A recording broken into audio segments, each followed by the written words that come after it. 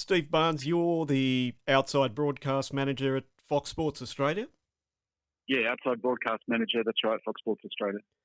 Okay, now obviously during these times with the health crisis going on, there hasn't been much in the way of sport. So I was wondering if you could just talk me through what you guys have been, how you've been operating during the various restrictions, and then maybe we could lead into your preparations for the resumption of various football codes. Without live, as soon as the live sport shut down, basically, as you know, we had 2 rounds of NRL before the complete shutdown. We had 1 round of AFL. The A-League season was just approaching finals. Cricket was nearing the end of its season, and we still had some one-day internationals and Sheffield Shields to complete. And the shutdown mid-March, late March was, as we all know, was comprehensive. So all live sport came to a stop. So for us, the live productions are our bread and butter at Fox Sports. Without the live sport, it had a huge impact on us as it did in the rest of the community. And in terms of a business, we had to make the decision to stand some people down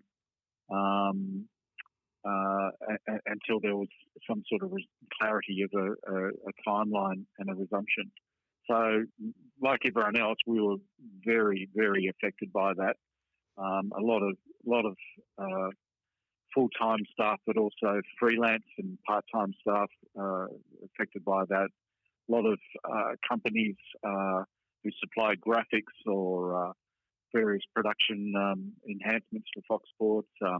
The outside broadcast suppliers like Gravity or NEP were also very hard hit, not only with sport for them, but the shiny floor shows as well. Mm-hmm. So across the board, very difficult. In terms of programming, we had no live sport, obviously, so there was a push to restripe some archive material in terms of fresh commentary, just to have a bit of fun with that.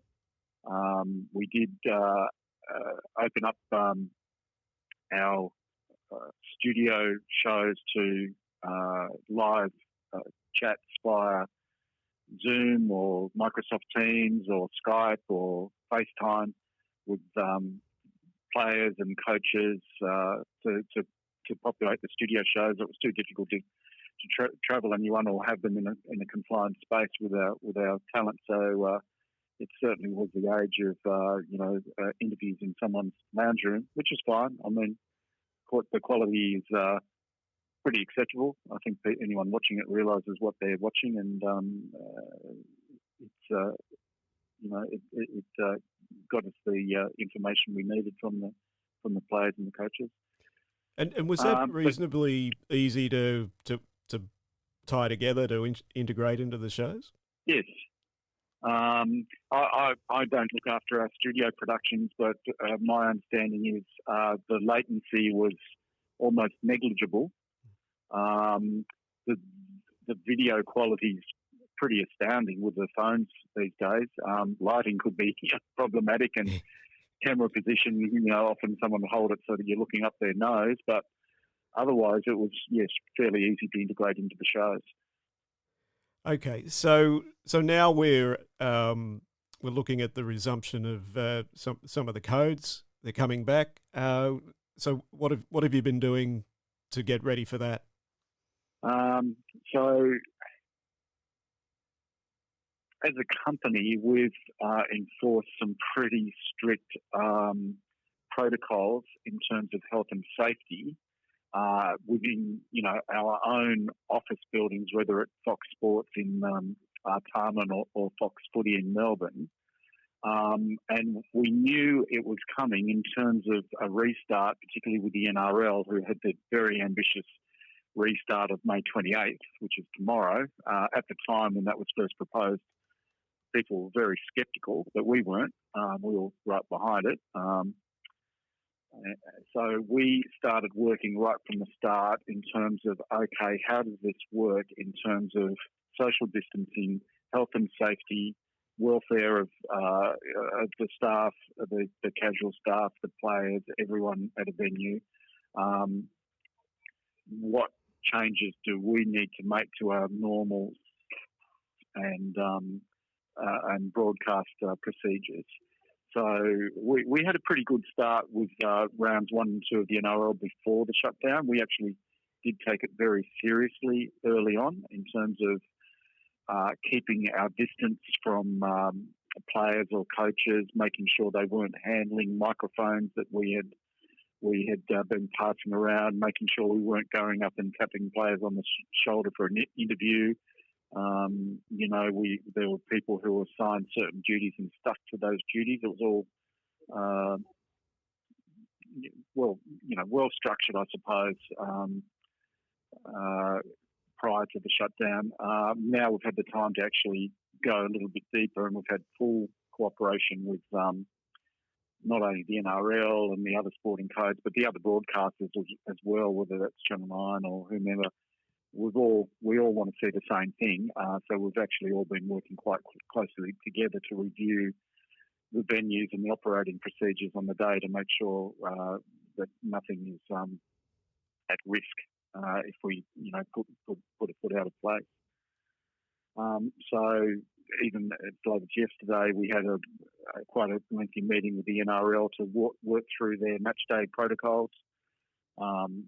They've assigned certain people to be their COVID coordinators, testing temperatures on arrival of all staff, making sure that they've stuck to the social distancing protocols when they arrive in the venue and are gathering their equipment from the broadcast truck or heading to their various camera positions. And then just making sure they understand that within venues, the NRL has actually designated what they call clean zone, which is anywhere where players basically go. Dressing room, tunnel to the field and field of play. That's the clean zone. And then the rest of the venue is venue zone. And we've worked with the NRL to designate some of our staff as clean zone personnel. It's about 8 of them. So they have the okay to be along the sideline of the playing field, whilst the rest of the staff are venue zone. So, people in the truck or replay operators or what have you. And the clean zone personnel, they're mostly production people? Yeah, they're camera and audio operators mostly. Camera operators, audio operators, and the floor manager, the clean zone people. Okay. So, working through all that. I mean, the protocols, it was huge. I think it's a 55-page, maybe more, 60-page booklet that the NRL produced for the matchday protocol, and we're more than happy to abide by those. It's been done in conjunction with us, so we all want to achieve the same outcome here. Okay, and how has that impacted on setup times and that type of thing? We're allowing an extra hour or so this weekend.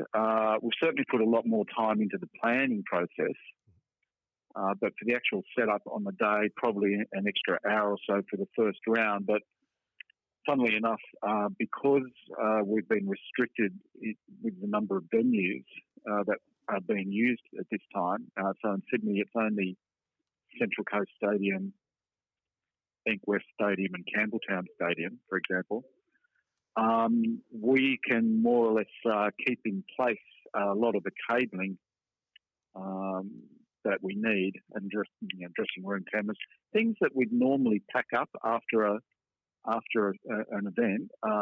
We've basically got agreement now to leave that in place for the duration. So this weekend will be busy, a lot of setup. Next weekend, some of it's already going to be in place, so a bit of the time saving there.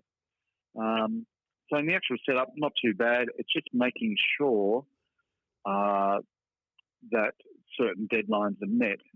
We always have what's called a production handover. As you know, 2 hours prior to kick-off, all equipment, all personnel in place so we can run through checks. Mhm. Working with the NRL, we've moved that to a 3-hour period.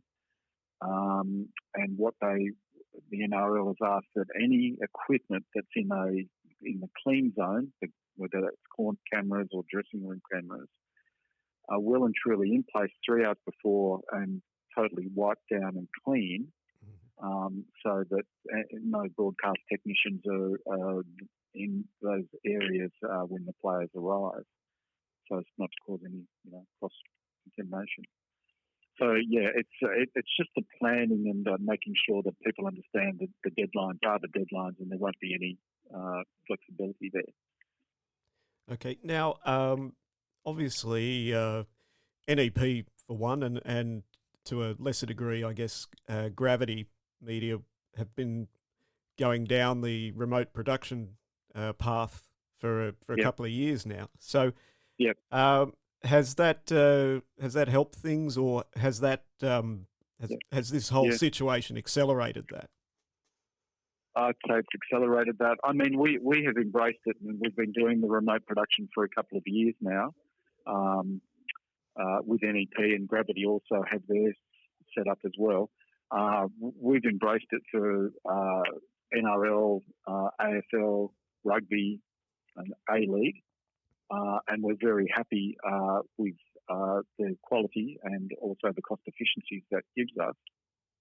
And as it turns out, with this current situation, it probably has accelerated that use in terms of, we're very happy to see director, producer, replay operators, graphics operator, director's assistant, stats person, all located centrally and properly socially distanced in the large control rooms, rather than having to travel to a venue and sit in a very small truck, which outside broadcast truck, which would pose quite a few issues for us. So we've dodged some very tricky situations with those smaller vans by utilising the remote production at the hubs.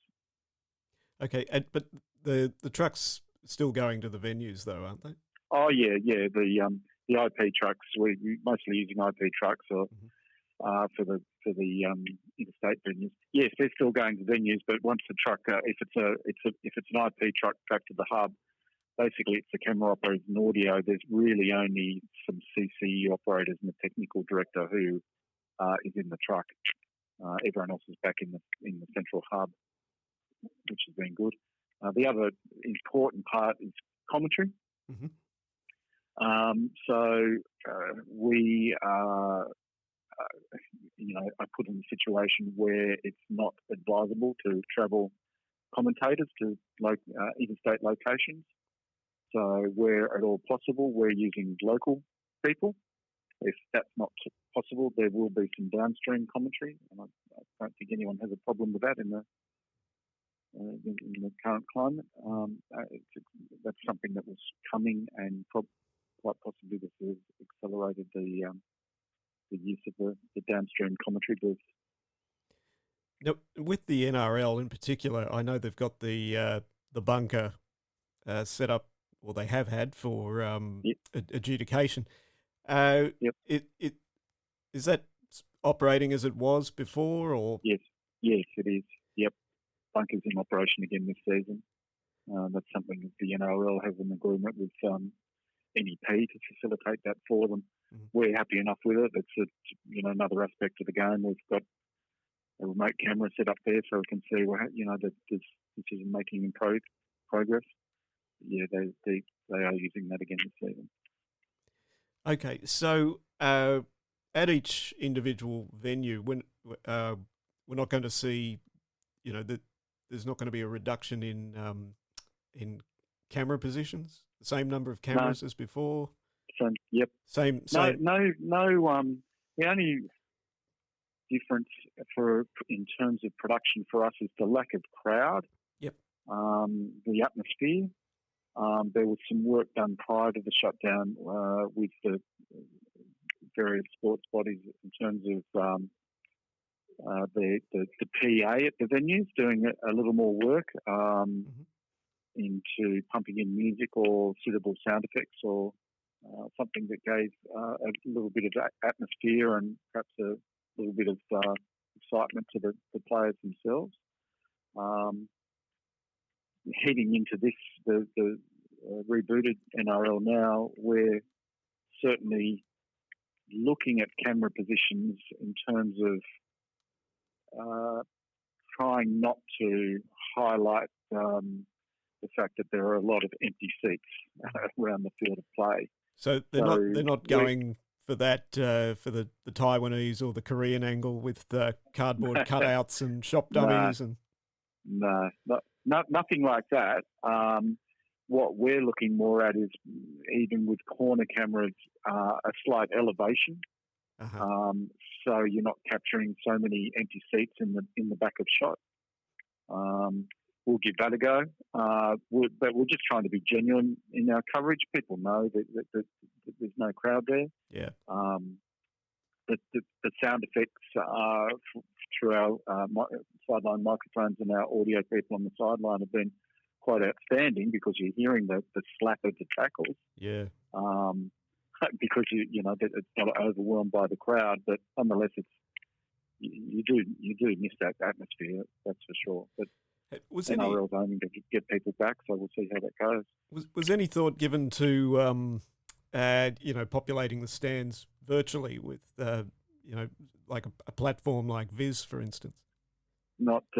It was given some thought, but it's again we want to be genuine in our production. Mm-hmm. We did look at it, but technically it's difficult.